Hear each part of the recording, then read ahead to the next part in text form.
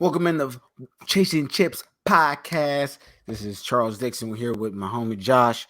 We could get right into it because I'm so excited because you know what it is. You know, the Clippers made a big, huge, awesome trade for nothing. We really gave away nothing. We gave away Eric Bledsoe, Justice Winslow, Keon Johnson, and the second round pick in like 2025 for Norman Powell, Robert Covington. And then Norman Powell come in first game against the Bucks, have 28 points. We do lose, and Covington had 12 and some change. It's 12 a little bit, so like 4 rebounds. So it's very exciting. On the day that it happened, I couldn't believe it. I couldn't believe we got all this stuff for nothing because it's not just short term; it's long term. Robert Covington is short term, and he could get re-signed, but Norman Powell 4 years left on his contract. Nice contract, you know what I'm saying? And I believe how much is his contract? 4 years. Let me double check. Don't want to throw out no number. Huh? It's like 18. That's not bad. That's not bad. If you can get Norman Powell for under 20 a year, that's nice. Yeah, 18. Ooh, yeah. That's nice. Yeah, he's a bucket and he's great at defense and he's real stocky and he's athletic. I mean, he's an ideal player to have in your lineup. So kudos to you. You can't believe what are the Blazers doing? They're doing. I don't know what they're doing, my guy. I really don't. I have no idea. I'm trying to figure it out. I don't know if they're trying to like rebuilding or they're just trying to build around them or get pieces or. I mean, I don't know. That move screams tank to me. Are they trying to tank this season? Are they trying to wash out their team and just kind of just tank for a good draft pick? And then, to me, this is not what Dame wants. Even though Dame's out right now, that sort of move is not what Dame wants. So, are you willing to let go of Dame? And is that the thing? Is that I don't think it's the thing. I don't see a future with Dame there now. I feel like Dame is really 10 toes down. Like he's not really trying to leave, even though everybody wants him to leave. And when these moves show that he wants to leave, I mean, this trade was made by an interim GM. Like this is his first doing. This is his first move made. Terrible trade, my friend. This guy watch basketball. This interim. I mean, as a Clippers fan, I love it. Thank you so much for the trade. Yeah. I will thoroughly enjoy it. You know, we finally getting all stretch wings or 3-and-D guys on our team finally. The guys we were looking for when we had Chris Paul and Blake and all them, we were looking for this 3-and-D guy, and we could never get him. we always got guys that are over the hill.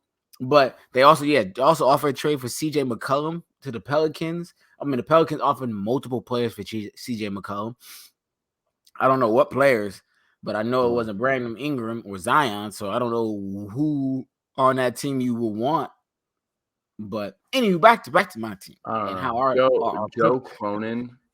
Bro, you need to wake the fuck up. I don't know what you're doing, but your first move was not too good.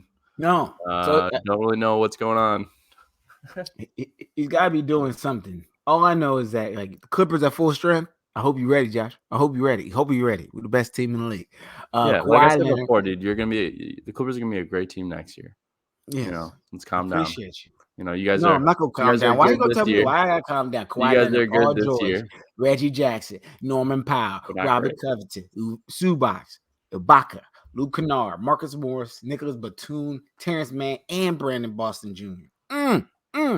Yeah. Look at that. The defense is gonna be best defense in the league. Let's calm down. All right. Let's get everyone healthy. Once everyone's healthy and y'all vibing, then we'll consider you guys as a contender. But for now, this year you guys are gonna sneak into playoffs and then you're gonna lose in the first round, and that's gonna be okay. But when next year comes around, Kawhi's healthy, Paul George is healthy, full strength, I think you guys would be a top 3 team. Appreciate. We're not gonna lose in the first round though. Just give you a heads up. Who are you guys gonna beat? If you guys play the Lakers, then yeah, you have a chance. Oh no, obviously we can't play the Lakers. Who knows? Eighth place right now. We're 8th place. Yeah. So We pretty much face you or the Warriors. Come on. Hey man, we can get up to we can get up to sixth place. We're only 3 games behind. And then who would that be? The Mavs? Probably the Grizzlies. Ooh. Possible. They're a young team. Yeah. I think the Grizzlies they good. Might be a first round exit, and that's a hot take. But because they're such a young team, and the West is really tough. Everyone's talking about how competitive the East is, but the West is very tough. That's that. Oh man, yeah, I saw that. People are saying the West isn't as strong of conference anymore. Yeah, I don't know. You look at the standings and you could come to that assumption, but I would say that if you can't always just look at the record and just come to that conclusion. You have to. I mean, it might be. I mean, look at. I mean, the 10th place team is 21-32, and then the 10th place team is 25-28. On the Eastern Conference. And do you believe is the Pelicans better than the Hawks? I don't think better than the Hawks. No, God no. Okay, so there's that. So are the Lakers better than the Hornets? The Lakers better than the Hornets? Yeah, for sure. Okay, and then I think the Clippers are better than the Celtics. Yeah, Celtics are booty. They're trash. Anyone Timberwolves better than the Nets? No. No. Yeah. I mean, you might have me there. I mean, I will say that the East does have a slight edge on the West if you're talking about volume of good teams. Yeah. But I don't know. Don't sleep on the. I feel like either way, the postseason is going to be really fun to watch this year. It is. It's a lot of good teams. It's funny. And there's teams people didn't really think were going to be there. Yeah. The Cavs. You know what I'm saying? Team mine should have put $1,000 on when people were telling me to put money on them. I should have been like, I'm going to put $1,000 that the Cavs make the playoffs. And ain't no one dropping $1,000 on the Cavs. That would have been. But I would just say to make the playoffs. I didn't say. Oh, just to make the playoffs. Is that a bet? Just make the playoffs. I said. We need to start bringing up prop bets in here. Yeah, we do. We're gonna do that. Yeah. Because we gotta figure all that out. The only thing, we're both in places that don't do like the easier, like FanDuel, all that stuff. We just can't use it out here. Yeah, same. So you gotta go to Bovada and all that other stuff. But anywho, yes, the Cavs got Karis LeVert. You know what I'm saying? Gave up Ricky Rubio and some nothing.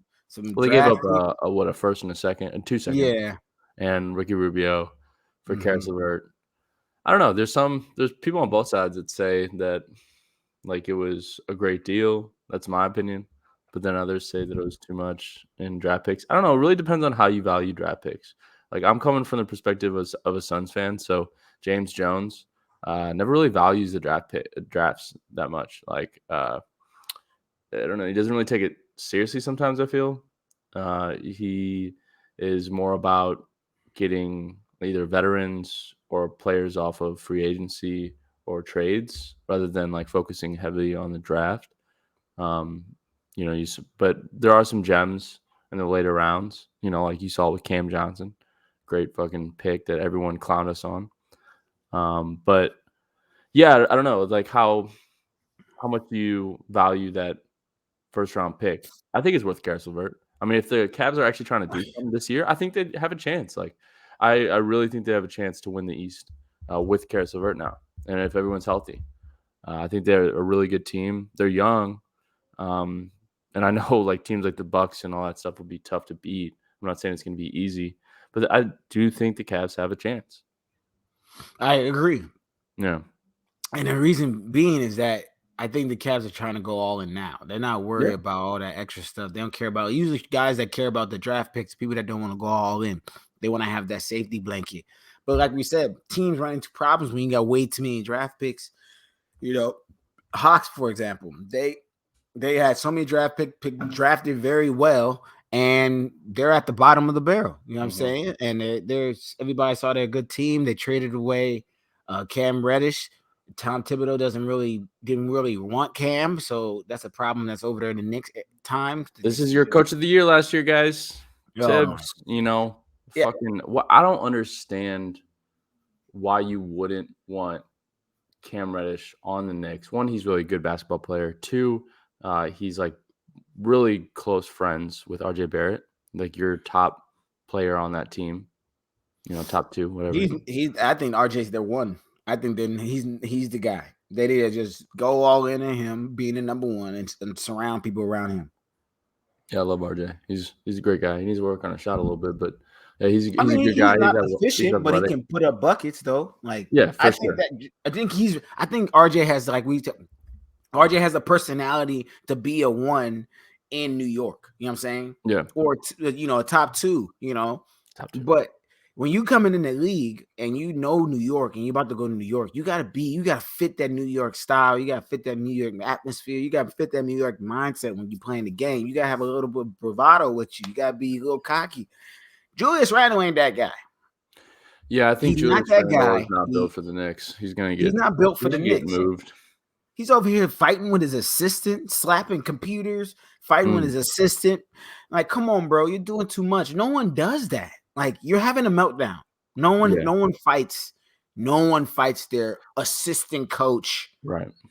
And when you do that, your career is pretty much downfall. Ask Blake Griffin. Fight an assistant coach or a manager or punch a manager. I mean, you just got to realize that they're just trying to help, I don't know what was said. I mean, the assistant coach should have said something, or he could have said something that was uncalled for. And maybe that's why Julius Randle got pissed. It looked like, who knows?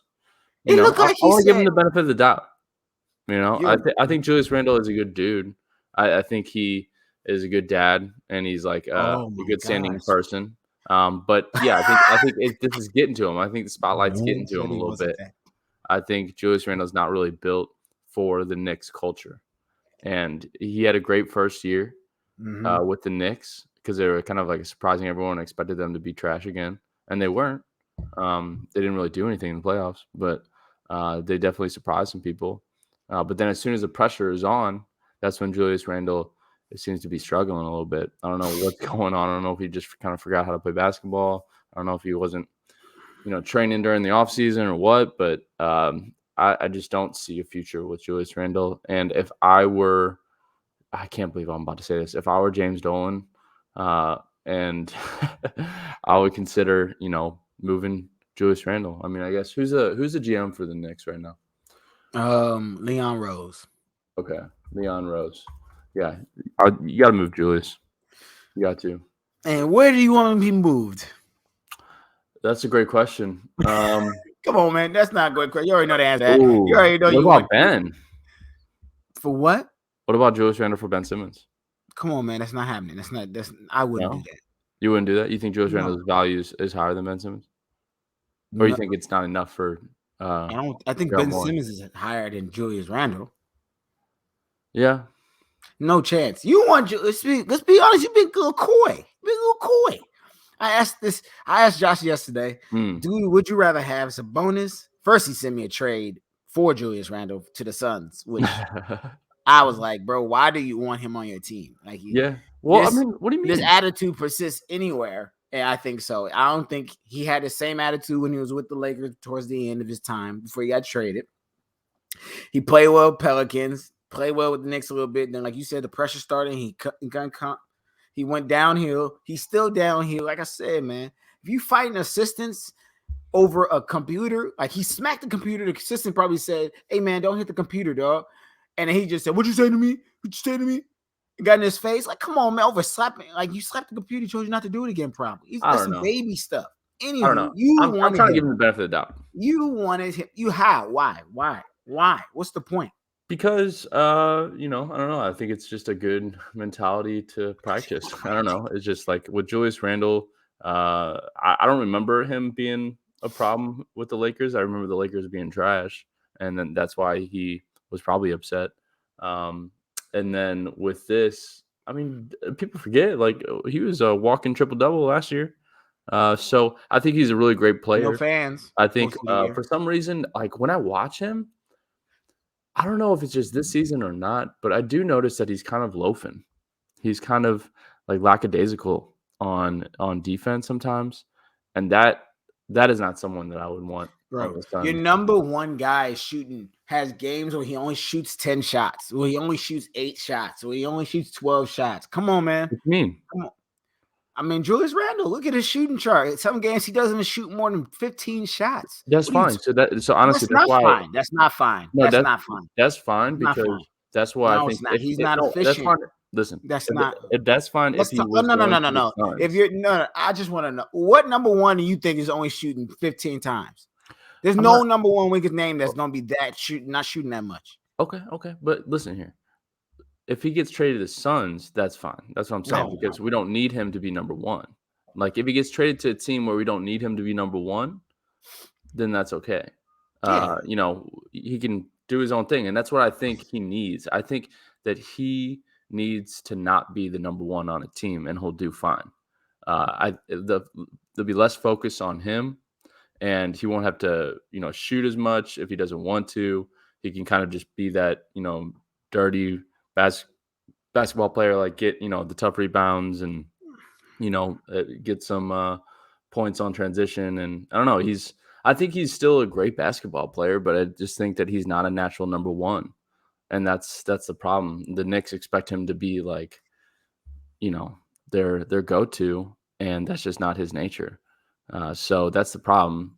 I think that Julius Randle for Ben Simmons trade could work if the Knicks added like, Emmanuel quickly or some other good players to that trade. Do I think Gerald Moore is going to take that? No, because he's a fucking dumbass and he thinks the value of Ben Simmons is Michael Jordan-esque. But that's a whole nother conversation. But I don't know. I'm not giving hope. I'm not giving up on Julius Randle. I think he's still a good basketball player. I mean, he is being a little whiny little bitch, though. I'm not gonna lie. Yeah, for sure. And I don't think Ben Simmons gets traded. I mean, like we said, we've seen the trades that people have offered or wanted. They wanted Halliburton and De'Aaron Fox for Ben, and no. I mean, Ben Simmons now for Bradley Beal. The Nets came out, said that Harden's not leaving. We're not trading him. He's staying with us. Nash came out and said it. The front office of the Nets came out and said it. If they do trade him, it'd be during the summertime. Obviously, they do a sign and trade. Like he signs honestly, back. Ben Simmons for Bradley Beal. I know, obviously, Bradley Beal is better. Okay, can we agree on that? Okay. Yes, we can agree. That being said, I do. If I'm a Wizards GM, I would consider that because I think the inevitable is that Bradley Beal's leaving. I don't think he's going to stay with the Wizards. So if you have that feeling, then if you can get Ben Simmons, for sure, let's have some fun, because they're obviously going to have to start over a little bit. I think Ben Simmons can take you to the playoffs. For sure. By himself, maybe not, but with the cast of the Wizards, you got Kuz, you got who else? You got KCP, you got Dinwiddie. That would be weird if Dinwiddie and Ben Simmons were playing together because both of them can't shoot. But what we're hearing is that Beal and Dinwiddie don't really get along. Like that's why one of them got to go. Yeah, so that's because Dinwiddie's been playing like trash. Huh? So Dinwiddie's been playing like trash. The whole team. They've lost the last 8 out of 9. Like, assistant coaches almost fighting with fans. Another assistant coach story. Like, come on, man! Like, what is going on? Like, I don't know. Hey, fans, like, you gotta shut the fuck up. like people don't go to basketball games to hear fans. Yeah, that is true. That is true. So you got to know your place. If you're sitting close to the court, shut the fuck up. Like so, like you said, Bill is on his last year of his contract. He's a free agent next year. All these teams believe that if they don't trade him immediately, they're gonna be like do a sign and trade because a lot of players can do that and get the most out of get the most contract and give back to the team that they've been with for so long. A lot of people do that. Lots of guys don't have to do that. They can just leave straight up. And most guys do, but like they can pull to Chris Paul. Chris Paul did a sign and trade when we sent him to the Rockets. It helps out your team. You didn't have to, but it helped us out for a few years. I could definitely see Bradley Beal doing that. I mean, he's been with the Wizards his whole career, right? So yeah. I mean, I feel like you kind of owe that to the franchise. As I mean, technically You don't owe nothing they to don't the owe nothing. franchise. Yeah, I get it, but it's just like it's a courteous thing to do. I don't know. I think it's Yeah, like if you a respect, nice if you thing. respect your team and what's going on, and they listen to you all those years, yeah, Yeah, you just had they tried. bad. I feel like the Wizards tried to make it work with Beal. Yeah, the last 2 years they really tried. I feel like the Yeah, last 2 years they picked up Russell Westbrook one year and they yeah. came back, made the playoffs. This year, man, it's just they have way too many team fights. You got Montrez and KCP fighting earlier in the year, and then Hmm. you got coaches fighting fans, and you got Bill not liking Dimwitty. Like Oh, I it's a didn't even lot know going on. Trez and KCP fought. What happened Yeah, there? so they that's a team that once again you gotta let go of Bill or Mm, you gotta go ham on somebody else. So I think you trade the yeah, whole farm for Ben Simmons and keep Bill, or you let Bill get to the sign and trade with him. But yeah, but I don't think Daryl Morey's not taking anyone but Bradley Beal on that trade. So I do want to ask you, do you feel? I mean, this is probably coming from somebody. Obviously, my team made a really good trade already, and I yeah, think we still might have one more move up our sleeve. Sorry, Luke Kennard and Ibaka. You might guys might be one or two guys that might be gone. Um, yeah, do you trim feel some like fat, this trade deadline has been like not as stagnant. stagnant as Yeah, we thought it would be, especially with all these like early on, like all these people were on the like a lot of these teams like opened up and like these guys are available and bless you thanks. and nothing has happened. You know what I'm saying? Yeah, Indiana Pacers, the whole team is available and they've only traded one person. You know what I'm I think saying? it's gonna heat up. We still got what 2 days? Yeah, Yeah. I think it's gonna heat up. Is it today, tomorrow? The Pacers we already know that they're trading. They're most of the players, most of And the you want one of their players. yeah. I don't know if I Um, want. I really want to Karis LeVert, but he's already gone. But then Sabonis would be nice. There's some talks of the Suns potentially trading, or at least they're in discussions with the Pacers about Sabonis. I do think that would be somewhat strange. Uh, it, you know, Obviously don't trade Aiden. Like by any means, don't trade Aiden this year at all. Like if unless you're getting like a same caliber player, right. and I don't think I think Aiden is much better than Sabonis. I do, um, on all levels, to be honest. Besides passing, um, but if we were to trade like other players like Jalen Smith and Saric and who else off our bench for Sabonis, and the Pacers were willing to take that, and we're gonna do like a twin tower shit, I'm okay to try that out. It'd be kind of weird because I think that other teams would just spread the floor on us. In particular the Warriors. Like I don't know how that team lineup would match up against the Warriors. That'd be pretty tough. And then Clay's heating also up. Clay's heating up too. yeah, and so that would be weird. Mhm. But I do like the idea of having some insurance if Aiton decides to leave. Since we didn't offer him a contract, I know we have rights, but like how everything went with what's his name? Um, it's slipping me. Ex some player that Oh, was Dante Exum? no, it No. was Ooh, who's on your team or? fuck. I don't know why it slipped my mind. Anyways, we decided not to pay someone back in the day, and he basically decided to leave us. Um, and it's slipping my mind. Anyways, uh, but yeah, if Aiton decides to leave, then Oh, Gordon Dragic. no, not Dragic. It was before that. Oh, I'm It gonna say was that was the person that did y'all Joe trade him? Joe Yeah, Johnson. That's who it was. Joe Johnson. Joe Johnson. Yeah. Oh, he Same thing did. happened to where He we went to.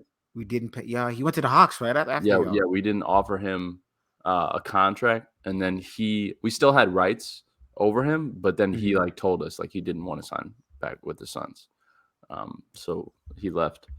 And yeah, I don't want that happening. So it'd be nice to have some big man insurance there. Sabonis could step in if Aiton decides to take off. Mhm. But it's just weird. I think what we need in the trade is a backup guard that can create his own shots and play good defense. Eric Gordon comes to mind. I would love Eric Gordon. Eric Yes. Gordon would complete our team, and I would be confident that we would win a championship this year if we got Eric Gordon, as well as like a power forward backup, like a Thad Young. So if we got Thaddeus Young and Eric Gordon this offseason, or I mean not this offseason, before the trade deadline, I think we would be very, very, very good, and we would be the favorites for the championship. With Thaddeus Young. Yeah, if we get those two players, I'm putting money on the Suns.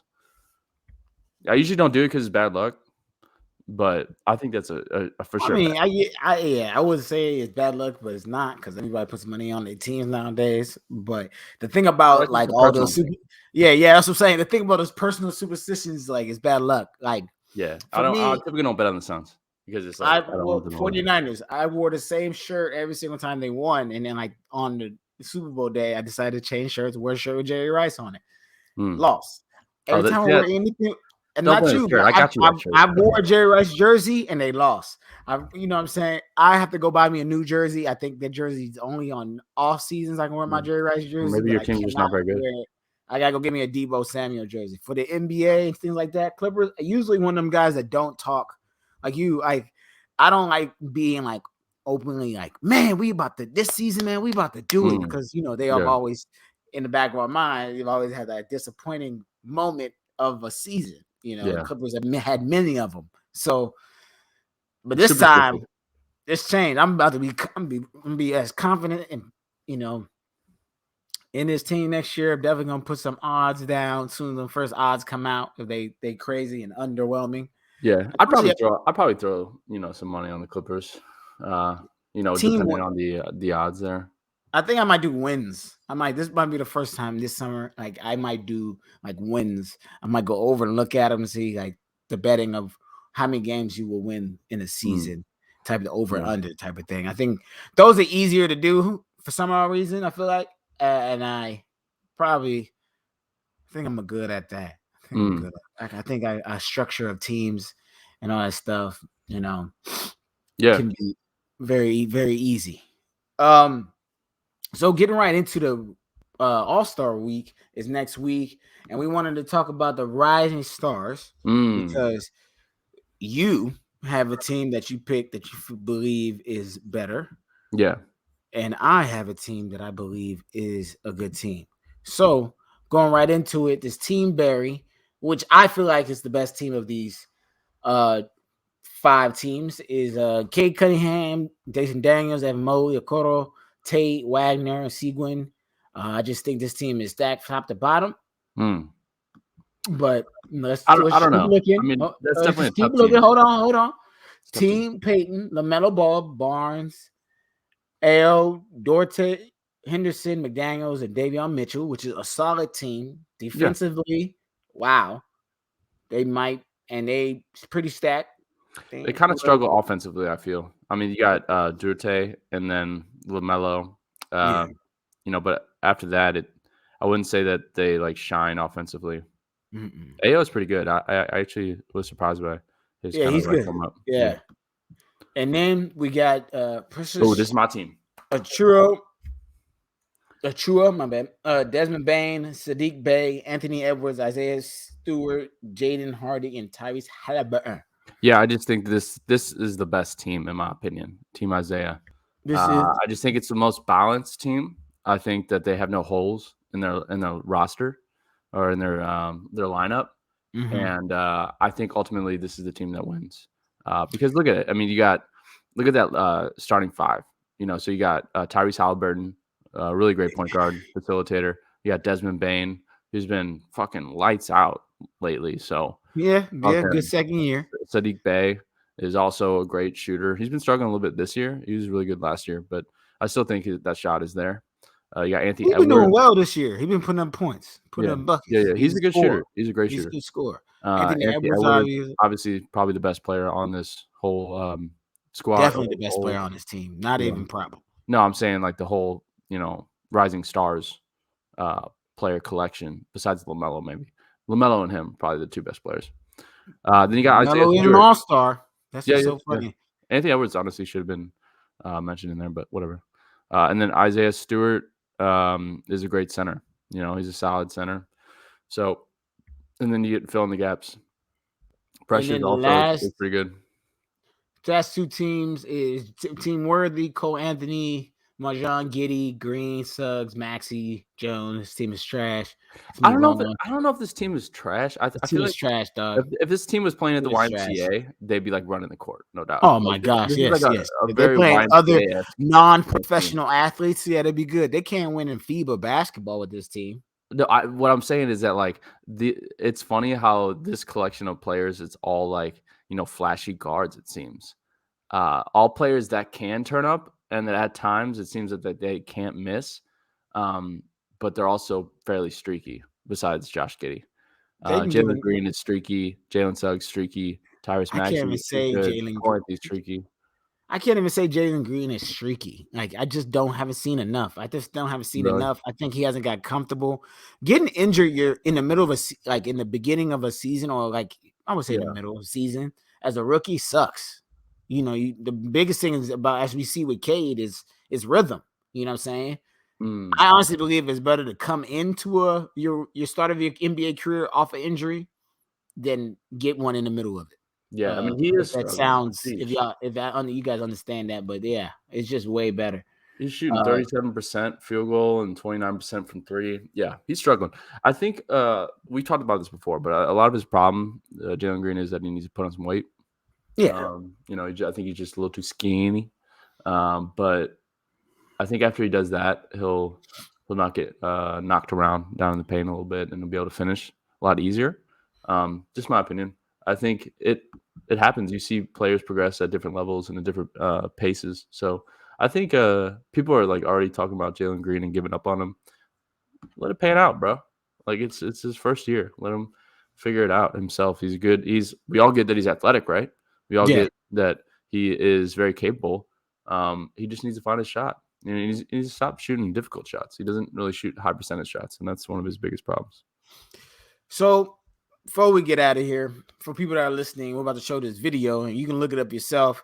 Video is of the ref and a coach fighting. Now, as a past high school basketball coach and AAU coach and things like that, and traveling with my guys, I've never gotten this mad, but I've been angry at a ref for bad calls. Not angry enough to fight or anything like that, but I've yelled at a ref. I've gotten attacked. I've been told to sit down and said I'm not sitting down. Stuff like that. Sit down. No, I'm not sitting down. Sit down. You're gonna get out of here. Okay, now I'm gonna sit down because my team can't survive if I'm not there coaching.